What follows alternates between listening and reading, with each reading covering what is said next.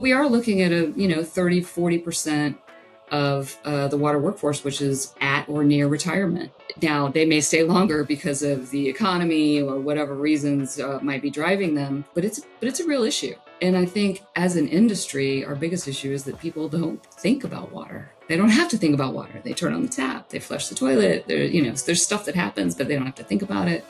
So they don't even think about careers being in that space. Welcome to the Make Water Work podcast, where we dive into the people, ideas, and innovations shaping the future of water. I'm your host, Isaac Pellerin, and alongside my co-host, Megan Glover, the founder of 120 Water, we bring you insights from hundreds of incredible conversations we've had over the past 9 years with inspiring and energizing leaders in the water industry. Each week, we share those stories and conversations with entrepreneurs, community champions, and innovators who are making water work for everyone. Whether you're a water professional, a curious innovator, or simply passionate about our most precious resource, this podcast is for you. Let's get started. All right. Well, welcome to the Make Water Work podcast, where we love celebrating the entrepreneurs and the innovators and the people who are creating the ecosystem that make water work. Megan, this is such a great episode that we have. We have Melissa Meeker, yes. And I would love for you to kind of tee this up. Tell us what was one of the first memories you have of Melissa? Yeah. So Melissa is CEO of the Water Tower, and I have this memory of meeting you in person, and I think, Melissa, you're kind of a celebrity in water, and handing you the very first Bow Wow sticker I ever delivered in person, I think. Mm-hmm. Fact check me on that, but I remember, and because I remember it was so important, I took a picture of you, and I have that actually still today flagged in kind of my 120 Water archive of memories that I want to reflect back on. So welcome to the podcast. Thank you so much. I'm actually, if I could show you the cover of my laptop, you'd see that sticker. Yes, yes. But I can't because I'm looking at my computer. Yeah. So yes, OG Bow Wow. And I remember that time because the water tower hadn't yet, like it was still being developed. Oh yeah. And I was in awe. I was like, tell me all about this. Mm-hmm. And then I had the incredible opportunity about a year ago to actually spend some time at the water tower. And I'm telling you, I can't wait to dive in and have you explain, Melissa, how special this place is for not only the water community, but your local community as well. Absolutely. So welcome to the podcast. Yeah. Thank you. So we like to kick off with a story that we ask all of our guests, because everyone in water has a story. How did water find you? Oh, and it did. I go way back in water. And I know some people are like, oh, it just found me, a couple years ago. No, I go back as old as I am. I was raised by a single mom, and that was the only thing we could afford to do, was to go to the beach and walk the beach. So we spent hours and hours, and even now today, we'll go, and if we can plan a vacation around the beach and walk the beach, that's what we love to do. So water has always been a place of peace and connection with mom, and she lives with me now. So we probably have a little more connection than we really want, but it's all good. But yeah, water, and ever since then, I wanted to be a marine biologist. See my octopus. Mm-hmm. Yeah, it's just always been part of what I wanted to do. Do you have a favorite beach that you like to revisit? Well, I was born and raised in Tampa, and then so I was on that coast of Florida for 20 some odd years, and then moved to the east coast of Florida. And I'll tell you, West Coast beaches are so much better, but I won't name one. Yes. West Coast, Florida. West Coast, Florida. Yes. Yeah. So for those that may not be familiar with the water tower, can you explain what it is to maybe the newbies who aren't familiar with what the water tower is? Sure, absolutely. So the water tower is a physical space. It's a nonprofit, but we have a fantastic campus. It's a water innovation center. So I think it was started really to focus on innovative technologies and exposing the industry to those innovative technologies. As we've grown up, I mean, the nonprofit was established in 2019. The building didn't open until 2022. Mm-hmm. So not that old at all. Yeah. And things have, progressed as we've gone along, and we've shifted course a little bit, but for the most part, I think we're meeting our original vision and dream. Some pieces have just risen to the top. Yeah. Mm-hmm.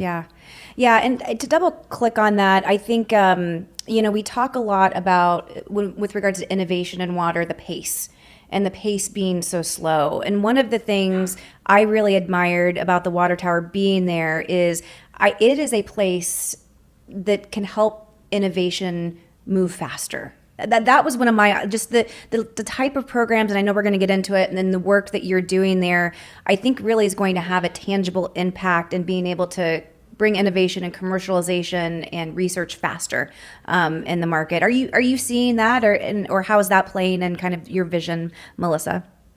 Yeah, I mean, again, I think that was part of the original desire, was to help that happen. And we're doing that in some pretty unique ways. Of course, we have a living laboratory where people can come and demonstrate their treatment technologies or their technologies that are based off data and those kinds of things. We have an actual control room that shows visualizations of data in different ways. And we couple that with programming throughout the year that brings in utilities really from around the world to get firsthand view of that. They may come here for another reason, but they're immediately immersed in a campus that's just highlighting innovation across it. So I think that exposure, where somebody doesn't have to go to every utility because there's so many, if we're pulling in 300 utility workers for an event and they're able to hit utilities from across the country really quickly, we've heard some really good follow-up and feedback and actual, projects being done based on people that met here on the campus. Mm-hmm. Yeah. And on like real life data. So the control room, keep me honest, but I mean, it is a exact replica of the SCADA system for Gwinnett County. Is that correct? So you're actually playing with. So it's actually their system. It's actually their system. Yeah, it is. We have a view only piece. And then when a technology comes to us and they say, we really would like to do a process optimization on this part of a treatment plant, we're able to go to our utility partners, which again go across the country, and ask them for data, live data over a certain amount of time for that process unit. We take out where it is and take out all the location data, but then we can share that. So they are fine-tuning their technologies, if you will, on real data, which is very important. Yeah. AI could do a lot of things, but it needs a real data source to actually, learn from. Yeah, exactly. So many of the things that people create are they have an initial hypothesis about how it's going to work, but being able to actually test it and say, hey, here's some real world application of it. So much of the barrier, at least that we see with the adoption of technology or innovation, is just de-risking that. Oh, absolutely. And so I think that's a lot of what you end up bringing is helping those entrepreneurs and those innovators find a path to de-risking a decision to invest in innovation. Yeah, absolutely. Yeah, no, it's pretty remarkable. It's pretty remarkable, space. Have you been there? I have not had the privilege of going there. I would love to make a case that we hold some sort of a. Yes. I'm saying now for when our CEO listens to this, but we should hold a company event at the water tower. Awesome. That's a great idea. That's a great idea. That would be a great way to connect our team of 80 plus folks here at 120 Water. Not everyone gets exposure at conferences or in the field where not everyone works directly with water. And Yeah. so what Yeah. better way to get exposure? So Yeah. Oh, I love this. saying here now. Casey, if you're listening to this, Q1 offsite, here we go. When you listen to it. When you listen to this. So, And actually, if I can just comment on Yes. that, I mean, Yeah. that is probably the largest or the type of event that we host the most is, people flying their reps in that are spread across the country and flying them to this one location. You can go and meet at a hotel, but it's not as cool as this place is. yeah. No, it's and the grounds are just gorgeous as well. I mean, Yes, it- absolutely. So can you? I didn't expect to talk about this, but I think maybe folks might find the partnership between the county and the water tower interesting. What is that? What is that like? A very tight relationship with the county. The county actually hired me, brought me down here to do this. And they had an idea, and I, after being here for a little while and listening to what they wanted to accomplish, turned it back on them and said, if you really want this to succeed, it needs to be a nonprofit. And these are the resources that we kind of need to make that work so that eventually the nonprofit is self-sustaining. But we are on county property. The county built the building. If you look out the window, you'll see the F. Wayne Hill Water Resources Center, which is an amazing treatment facility that practices potable reuse, goes back to the lake. We pull out of the lake to drink and then goes back to the lake after it's very highly treated. But our relationship with the county is tight for sure. So that's it's just a really cool part. They've given us the ability to market about 200 acres. And really what that gets down to when you take out preserve lands and creeks and things like that is 3, 10 to 12 acre parcels where we're trying to get a manufacturer, all water related businesses to move onto our campus. Brilliant. To be part of that campus. We're doing workforce stuff. We're doing some really cool things. So you have that workforce pipeline here. We already have on the second and third floor of this building, private tenants. So we've got I think it's 7 engineering and consulting firms that are located right here. And they hire our interns. They hire people out of the lab. It's very, very cool. It's a very cool environment. Yeah. I love that for so many reasons. The one that sticks out to me is that water is so place-based. And so when the local water utility can take advantage of telling their own story in that place, it's just that reminder. I feel like every technology that we create abstracts everything to how is this relevant to everyone? But we need to remember that water doesn't erase place. And when we think about the place that it exists, it creates the economy that we have. And what an incredible relationship to have with, that's a very forward thinking and innovative structure for that, for that county. Absolutely. Absolutely. I always love it on this podcast and in general when we can connect water to being an economic development driver. It just, so I think this is just such a good example of good, so. Yes.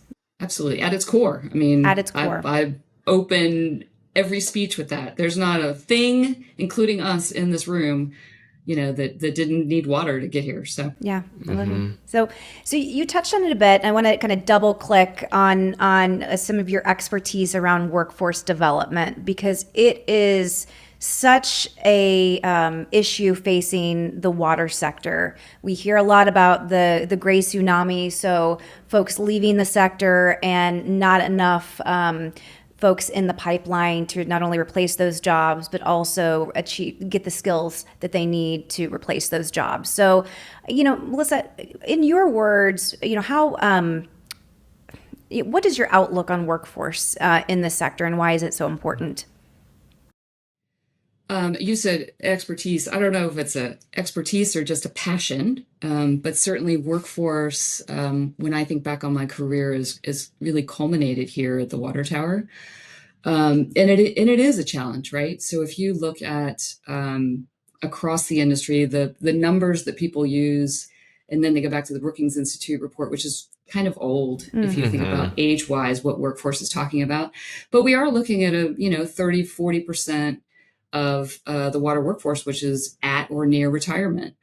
Now they may stay longer because of the Yep. economy or whatever reasons might be driving them, but it's a real issue. And I think as an industry, our biggest issue is that people don't think about water. They don't have to think about water. They turn on the tap, they flush the toilet. There's stuff that happens, but they don't have to think about it. So they don't even think about careers being in that space. So we have an early education problem, not necessarily where we focus, the water tower, that is. And then you have this sort of, okay, I don't want to go to college. What are my other options? So there's an endpoint there that we can really target. Or I want to go to college and, what are my options in engineering? Well, this is a great option for that.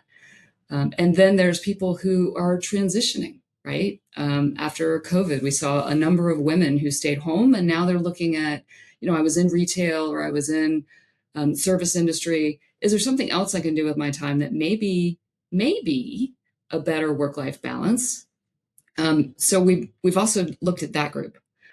So I think as we think about the workforce and where we're drawing people from, our traditional ways of thinking about hiring, posting something on some platform or on LinkedIn or something like that is getting us people, but not as many as we could get. One of the things that we have really focused on is partnering with nonprofits in our region. And now we've spread that under an EPA grant across several states to be that grassroots group, right? To help us understand that there are 18 to 22-year-olds out there who are sort of lost in the system. So they either fostered out or, they're for some reason, they're not on a traditional track. So how do we get to them? Because they can be phenomenal contributors to society. And they've never really been given a chance. So when you look at our cohorts and the people that have graduated from our programs, they're not your traditional people, right? They're first-time nonviolent offenders. They're runaways. They're, again, kids that fostered out and didn't know what the next step was. They're people that were homeschooled and weren't necessarily exposed to different career opportunities. So that's really where we're targeting. It's amazing. It's amazing to have someone walk into a class or finish a class and look at you and say, this changed my life. I never saw myself in a career. And to know now they're going to go and they're going to be incredible community servants, right? It's amazing. Yeah. That is so interesting and encouraging. I served on our state, so state of Indiana's Governor's Workforce Development Council for about 4 years. And this whole knowledge of identifying the lost populations, right, the underserved populations, and then exposing them to free or affordable apprenticeships is a wonderful model of good. But over my 4 years, I was like, why isn't water represented here? I'm sitting there and I'm representing the technology association, not necessarily water, but I'm looking like there's manufacturing, there's healthcare and IT, there's, pharmaceuticals. Where's water? Mm-hmm. Where's water at this table? Because it just seems like a no-brainer to me, right? Yeah. Yeah. And we are, at the Water Tower, we're pursuing both a pre-apprentice and apprenticeship program, but I push back on that too. I love the apprentice model, especially if you're looking at, a career where there needs to be a journey, like a journeyman, electrician, plumber, those kinds of things. But in the state of Georgia, you can be an operator at a plant with 3 months of hands-on experience. That is wonderful. Pass the exam, take the class, pass the exam, 3 months.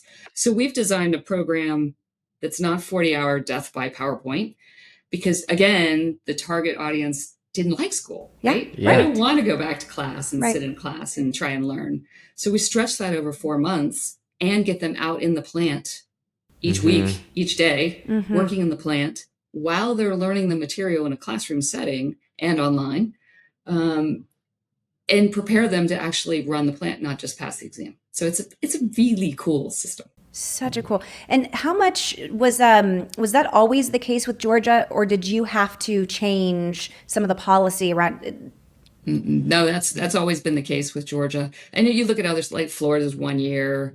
Each state's kind of different. So we've been able to work through those systems with our utility partners, um, to meet whatever their state requirements are.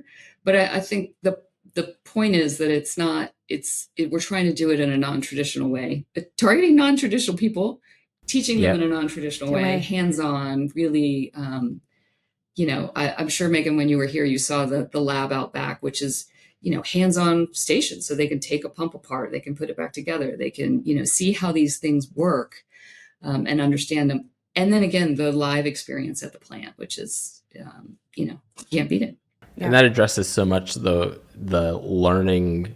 We need different models of teaching and learning that yes, are both very much. hands-on, experiential, and that's incredible. Yeah. And on that teaching piece, a cool thing that's come out of our EPA workforce grant, is a train the trainer program. So building off our model, which is more hands-on, um, and understanding that the audience from what we taught 20 years ago is different, perhaps. What kinds of things, how can we teach better? How can we listen better? And how can we make sure that they're getting, the lessons that we need them to learn, right? So we're going through that process right now, and we're working with the WPI, which sets all the state exams for Oh, certifications. okay. Yep. Yeah, so it'll be a very formal program, that we're really excited to kick off and lead. Yeah, that is incredible. And for those that may not be familiar with the process to become an operator, that certification, I mean, can you talk a bit about, some of the non-traditional things that you're doing compared to like how it's been traditionally? Just to, Yeah, I mean, typically someone will go and work for a utility, and they'll come in at, an entry level position, and then they'll have a certain amount of time to that the utility allows them to learn on the job, take a class, and get the certification exam. So you're coming in at a lower level because you don't have that certification yet. And again, you got to know about the job. So by us pushing it out the way we do, they know about the job, and they're coming here to get that training. And then over time, as you get more work experience, you can go for the next certification level, and on and on and on. So there's like usually 3 to 4 certification levels, depending on which state you're in.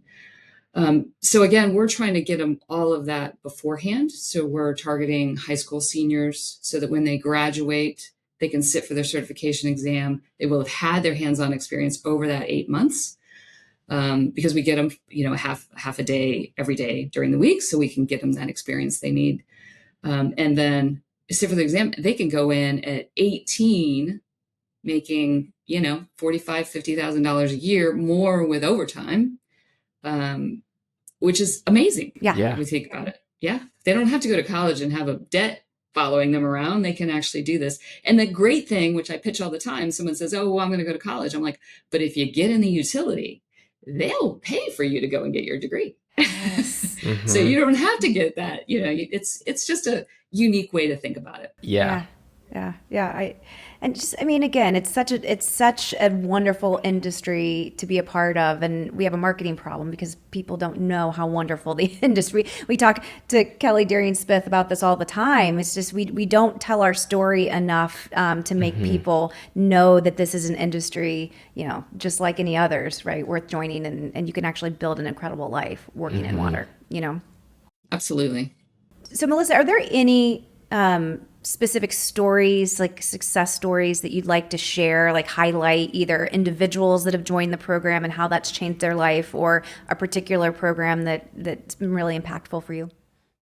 We had a student who joined us over the summer, a trainee. He's not a student. And when he joined the program, in order to sit for your certification exam, no matter where you are, you have to have your GED or high school degree. Okay. Hmm. And frankly, I think he thought he had his high school diploma. But as we got halfway through the summer, we realized that he didn't. He had a certificate of completion.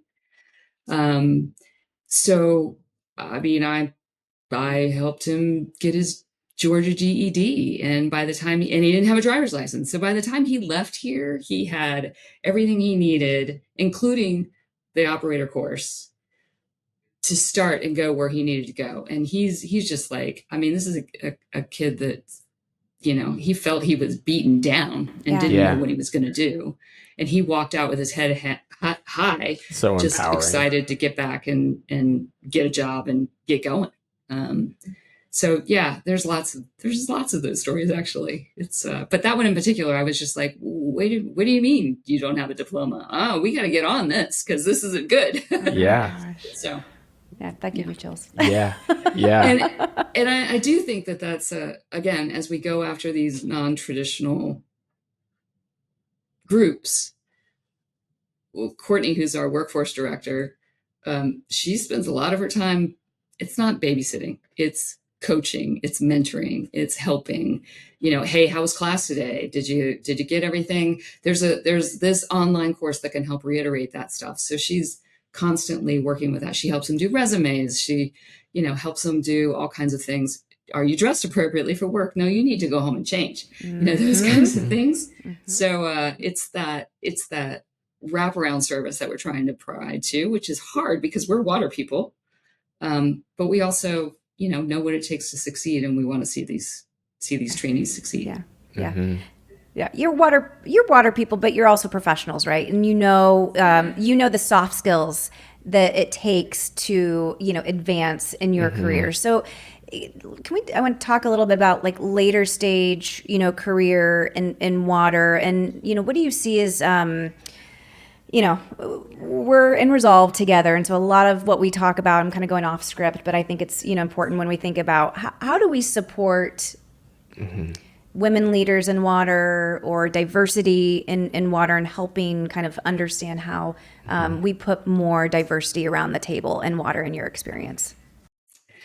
Yeah. It's interesting for me as I think about this journey that I've had, and I am quite a bit older than you, Megan. But, when I interacted with women early in my career, it wasn't about camaraderie or supporting each other. It was about, how do I get this woman out of my way? Because they're only going to give one woman an opportunity, and certainly not going to get two of us. And I need this person gone so that I get that opportunity. It's very different, just the way we interacted together. Now, as the industry has shifted and more women are in the industry, I think we're beginning to realize that we really can support each other. And I think it's important as women leaders that we look behind us and make sure that there are not more opportunities for women, but equal opportunities. And not just women. I think as an industry, we've seen a lack in Black women moving up, other minorities that sort of get tapped out at a certain level, or you just don't see them as much. We've seen, if you look at I'm going to get myself in trouble here, but that's okay. If you look at the associations, which were run by women, they're now run by men. So we got to watch this, right? Because as an industry, we bring different things to the table, and water has to meet everyone's needs, not just a certain segment or a certain population. So the more diverse people that are talking about policy issues and being involved in those conversations, the better off our communities are going to be. Yeah. Couldn't agree more. No, I love it. And you're just such you're not giving yourself enough credit. You are an expert at this subject, at this workforce subject. You are the probably the most knowledgeable person I've had the pleasure of interacting with. Outside of workforce and those issues, what do you think are some of the other major issues facing the water sector at this point in time? Well, I mean, we have the issue du jour, right? Whatever that may be. Just wait. Tomorrow there'll be another one that we'll be trying to figure out. No, I think it's water affordability, so rates. I think you've got PFAS, obviously, emerging contaminants, lead service lines, which you guys know way too much about, or not way too much, but just enough. How are we dealing with this? These are major issues that the industry, aging infrastructure, that the industry is dealing with. And again, what can we do collectively to focus on these issues and help solve them? We spend a lot of time too with small and medium utilities, trying to help them have the same access to the same cool resources that some of the larger ones do. So telling those stories and sharing those lessons learned is important. There's so many issues, Megan. This is job security. Huh? I know. Yeah.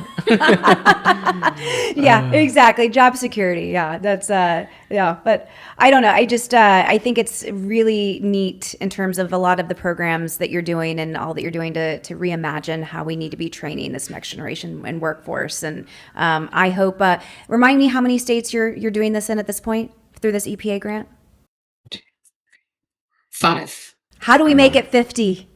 How can we make it 50? That'd be awesome. Yeah. Yeah. Like, what do you need? Time. I think every time we talk to somebody and they're like, oh, wow, you're doing that. I mean, the utilities often don't have, look, I am a nonprofit and I have to keep the doors open. So there's that. Yes. Yeah. True. So there has to be some resources there somewhere. But it's really not that much in terms of resources. Yeah. We got if I have 2 seconds, interesting aside, we did a EPA webinar on our programming, and the certification office at the state of Louisiana reached out and said, hey, you guys are doing some cool stuff. Can you send us your curriculum so we can take a look? They took a look. They said, do you mind if we just have some people call into your class so that they can use it as exam prep? So we're not teaching them per se. They're using it to prepare for their exam, which is a super cool process. So now we have 15 of them on our, 2-day-a-week classes. It's That's like awesome. It filled up in less than 24 hours. There is a need. There's an absolute need. Yeah.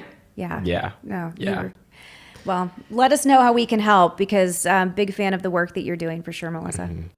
Thank you so much. Yeah. Yeah. Seriously. Thank you for the way that you're making not just water work, but making it work for everyone you come in contact with, for building up the new workforce. It's incredible. Mm-hmm. Yeah. Yeah. I think this podcast, it got real. Like, the title of it is Make Water Work. And I think you've given us just some incredible examples and models that just, you're making it work, girl. Yeah. Thank you so much. Well, you guys are doing an amazing job at amplifying messaging that needs to get out there. So we appreciate that too. Anyone else you think we should have on the podcast?